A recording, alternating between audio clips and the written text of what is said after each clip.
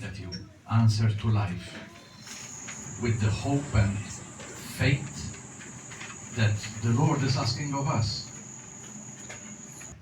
But the Pope this week said it, and he underlined it. Listen, he told parents, have you the time to sit down with your child and pray, which is a very important factor in families, the father, the mother, but the father especially. Do you have time for this? You know, because this is forming the children. And we heard the gospel that enlightens us, because there was a man who suffered from leprosy. What was the meaning at that time of a leper? He was abandoned. He was frightening to the people. He was seriously ill. Imagine his psychology. He was humiliated. They had to live far from the community, as if they were condemned to death. That's what made a leper live in that time. So this leper came to Jesus, kneeled down, and asked him a prayer, asked him a question. That was his prayer. What does this mean? He came to Jesus with a prayer. He felt in his heart that he can turn to Jesus and tell him something, and he would be heard. This made us contemplate that the leper was in his heart loving to the Lord and full of faith while saying and asking from Jesus to be healed. His answer was, I want. We have to imitate Jesus,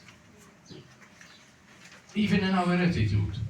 And if one is nervous, that's no problem. You control your nerves. You've got your character. We've got our personality. And we just hug each other, not accept each other. We hug each other as we are, without judging, without being nervous, and being patient. And obeying the rules. We've got rules, I've got rules that have to obey. You see, that means that we are in line with the teachings of the gospel. If you want, you can heal me. I want, Jesus said. And he was healed immediately. There's no queuing or filling of forms as we do here in the world. And to have an answer, you have to sweat blood. This is praying to Jesus, and immediately he answers. Of course, we have to accept his answer, in any way it is. Now, let's come to us. Do we know that we have our own illnesses, especially the spiritual ones? It could be a slight fever. It could be more than that. But do we know that we are ill? Why am I saying this? Because then another question is linked to this. Do we turn to Jesus, asking him his help with a true heart, loving heart, and prayer with full faith?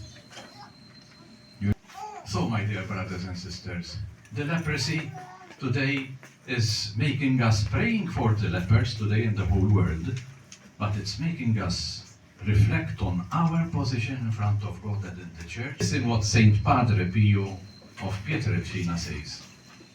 Pray, hope, and don't worry. And I put it first in my, when I read this, I have to see that don't worry. Because pray, all right, we pray. Hope, we hope. But the worry is a little more profound, no? You have to break. And you have to take decisions. Not to worry at times. Saint Anthony of Padua, he's Franciscan, of course. He's the miracle wonder saint, no? He says, action speaks louder than words. action speaks louder than words.